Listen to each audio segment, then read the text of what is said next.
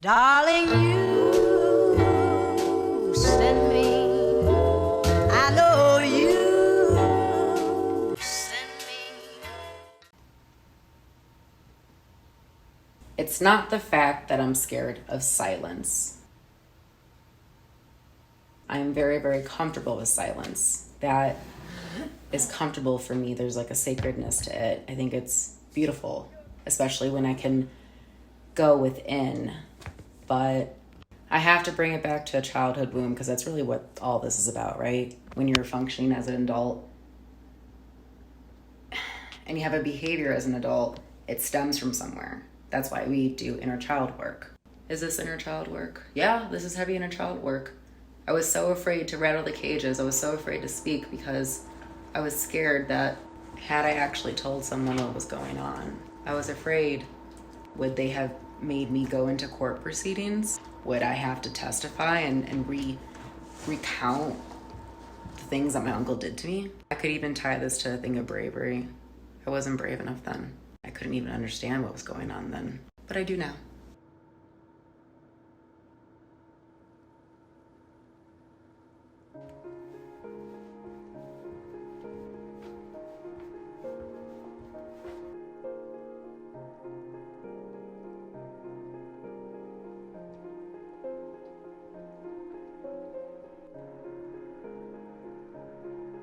Anyone that needs to hear this, you're beautiful, you're great, you're fantastic, but more importantly, what you're going through, if you're going through this like ebb kind of thing, know that you are in like an incubator. You are in your own space, and with you being in your own space, you have the ability to transmute. That's essentially what this is. I'm trying to transmute my energy because we are so highly divine and we are souls first and foremost, and this is our human form. This is just our human form. We live in a physical world, so we have a physical form. The emotions that we experience are going to be kind of dense. It could almost feel like dense, really heavy living. And that's all you really have to do is you as your soul need to recognize that you are having a human experience and that it's like you're the sun and there are clouds kind of in front of you. You could say clouds or ego or wounds, projections, whatever you want to call it. And I'm working on a cloud.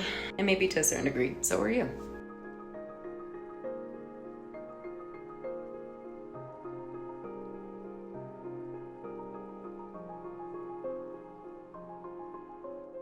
As I continue to get older, I'm just starting to,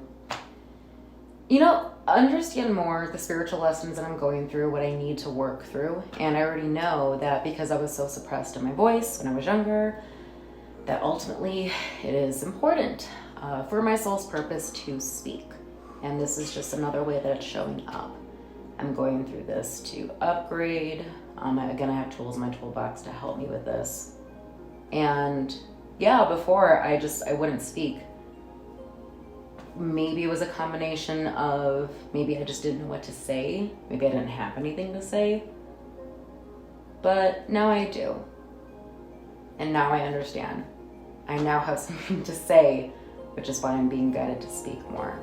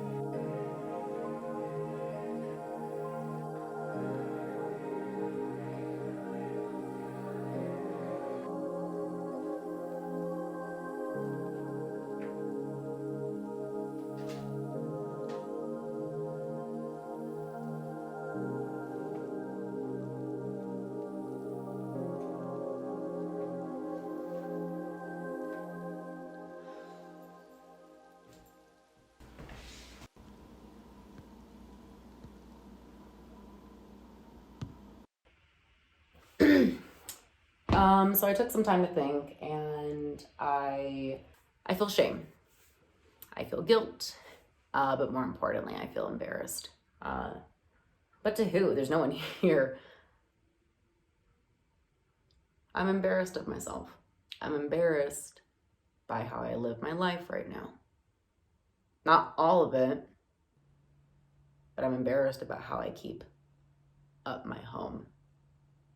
I'm embarrassed that I am not interacting with the physical world as much as I want to. I'm embarrassed and I feel shame that and guilty that the things that I want to do, I'm not showing up for entirely because I let my emotional world or I let my need for security hold me back. There are things that I want to do. Yes, I show up as best as I can, but I feel more sad than proud of my efforts. And that's something that I need to talk about.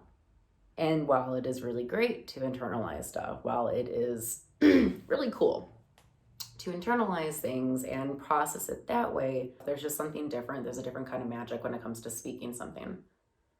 Not only does speaking and getting into a flow, like, because right now, speaking is really that you're taking your thoughts and you're merging it with your emotions in order to have authentic truth, to speak truth. On that note, with all this shame and guilt, I'm readjusting. I have decided that's it. I'm done. I don't want to live like this anymore. Let's take it into our own hands.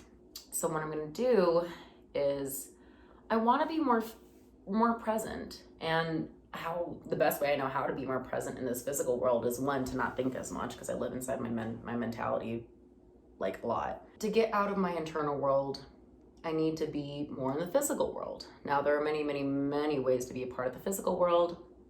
Usually how I do that, or like the best way for me to get lost in the physical world in a good way, is to do like projects, DIY projects, and just film. For right now, I'm gonna go back to a familiar love, an old love, which is dancing. I love dancing. I've always loved it. I was never trained. It's just something I've always just done at home. And I want to do that again. I want to get back into dancing. I think, because you know how like when you work out, you feel more connected to the physical world. You get out of your mind and you feel more at home in your body. While I love working out too, I just think dancing or just moving my body more in that way is just a really nice and gentle way for me to connect with this physical world again. And then hopefully from there, my goal is to move and dance and like really just, you know, get into this kind of energy. And, you know, dancing's a really good workout. From there, and then hopefully it will provide me with enough momentum to kind of keep going. I don't know. I feel like I've been in this like, again, like the funk of that. I feel like I'm just watching life literally go by, and I get into the same thing every time. Like every time I come home from the restaurant, I sit down and I was watching Reign, Reign, about Mary Queen of Scots and Catherine de Medici. And I noticed I was just doing that. I noticed that I was just going home, and instead of working on stuff, I was just sitting down and watching a show. And while I think, you know, like you can get a lot out of watching shows, you can use, you know, entertainment to heal. It doesn't just have to be for entertainment, but I just feel like I've just been watching myself just exist. I'm not really connecting with my body. I'm not really connecting with the world around me. And I don't know, I just kind of feel like I cocooned myself in this like safety net of, hey, you don't have to do anything, but I do have to do stuff because I want to do stuff. I need to remember that I want to do things, and that if here's me and then here's my goal, the only thing that's missing is like action. And when I'm here and the goal is here and I'm not doing action, that I'm not moving. And that's just the thing, like you're not moving. I'm not moving. When it comes to this stuff, I don't really think that there's anything wrong with me. I don't really think that there's like not an issue, but I don't think like I'm defective. I don't think like that. But I just feel just like a lot of shame. Again, I don't perceive it as, oh my God, there's like something wrong with you. I just think, no, there's nothing wrong with you. There's just like a block. There's a block within you. So whether that's emotional, physical, or like I just need to develop something within inside me in order to push forward, then that's my thing. But as far as like, oh, there's something wrong with you, I don't think that. Again, I just think there's a block. But with that block, I know my human form just carries just so much shame. And I need to ask yourself, why? Why do you carry so much shame, for this thing? I had to, again, like observe my behavior, like, oh, wow, how much longer are we gonna keep doing this? Oh, am I like, and then I just put myself energetically in a place like decades ahead. Like, oh, do you want to be like this when you're 35? Do you want to be like, are you going to keep doing this when you're in your 40s? Are you going to keep doing this? Like, and then I just put myself, I looked at my legs, like I looked at it like, like this, like from here. And I was just imagining myself, okay, now imagine if this behavior continued and then all of a sudden you're 50. And that's where I was just kind of like, okay, Jessica, you need to like get your shit together. It's hard to see what you're in when you're the only one that's observing it. So you have to be able to take different energetic stances in order to see where you really are. I'm just kind of over it. And have you ever heard the phrase, oh, just like when you're sick of your own behavior? And I'm kind of tired of myself. I'm tired of these self-sabotaging situations I put myself in, because like my situation's fine. Like I'm fine. I'm not in any immediate danger. But mentally, and maybe, a combination of mental and emotional, I put myself in these things where I feel trapped, but I'm not. Like I have the ability to change my situation. So hopefully moving my body more and being okay and sitting with my body more will help me get out of whatever funk I'm in. Oh my God.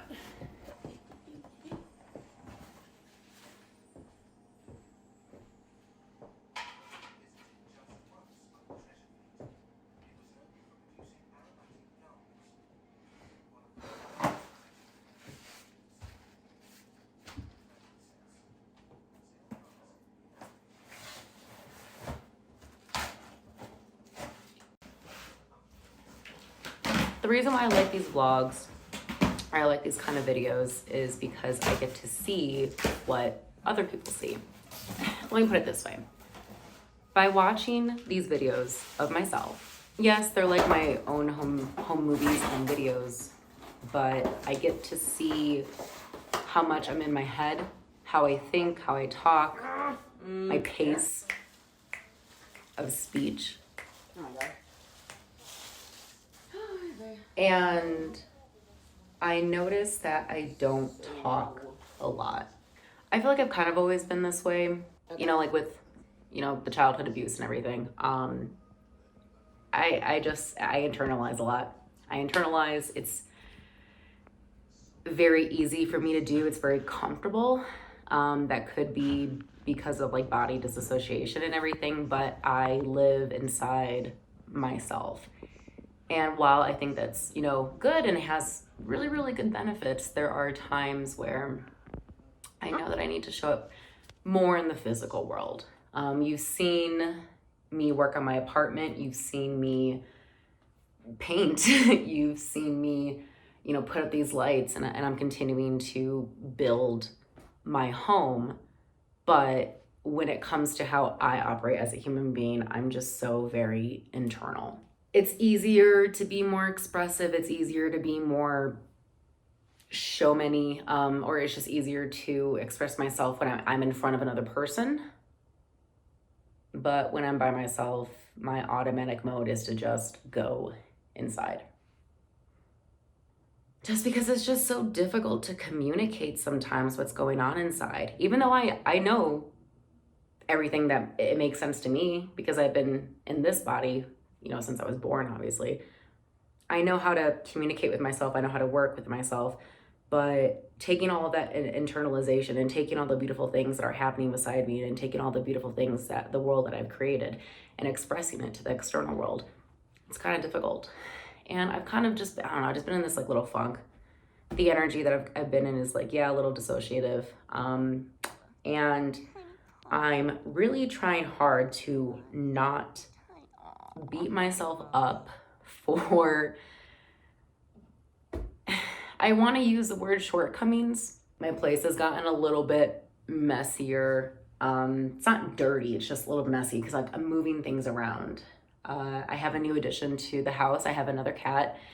Name is still pending. He has a name. I think his name's like Cups, but I just don't really resonate with it. So I'm just waiting organically until a name pops up. So until then, he is a no-name cat. It's one of the battles I continuously face where every time I look at my home and I feel like my home is not looking the way that I want it to look, I feel shame. I feel like because my home is not perfect, or not perfect, it's not the right word, but like I feel like my home is not functional, presentable. It's not the way that I want it to look. I don't know, like, you know what I'm trying to say. Like it's not, and then I usually in the past have internalized that, like, oh, this is clearly a reflection of you. It means that like you're a mess. It means that you're dysfunctional, but that's not the case. And I've been really trying hard to remove myself from that and not place so much value on like this physical stuff and have it internalized. And now that I'm speaking out loud, I just realized, God, Jessica, why do you beat yourself up so much? Oh, I always do this. I always hurt myself, like emotionally. I'm always just so tough on myself. I am not my environment. My environment does not accurately represent me. Or maybe it does. Maybe I'm just looking at it the wrong way. Maybe instead of looking at it as like, Jessica, this is dysfunctional, you know, maybe I should actually look at it like, hey, you are a work in progress. This is probably how it looks like inside you, like your mind, your soul, your emotions, but you're working through it. And I'm clearing stuff out. Like, it's not like not intentionally doing this, but I'm still organizing. I feel like if I were going like grocery shopping or something, I don't know, like this is how I feel. Like I feel like I'm doing this right now with everything that I have. Like my emotions or my mind or like what's going on within me, I feel like I'm doing this. Like I'm carrying it instead of like properly, you know, placing it somewhere.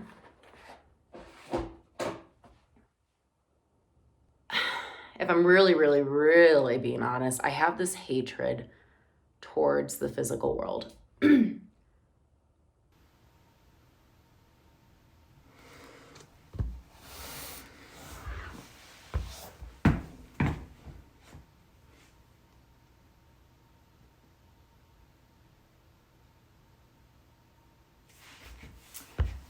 I kind of just want to exist for a moment. So I'm going to go exist. I care about you very deeply. Today's your birthday. Happy birthday. And that's pretty much it for right now.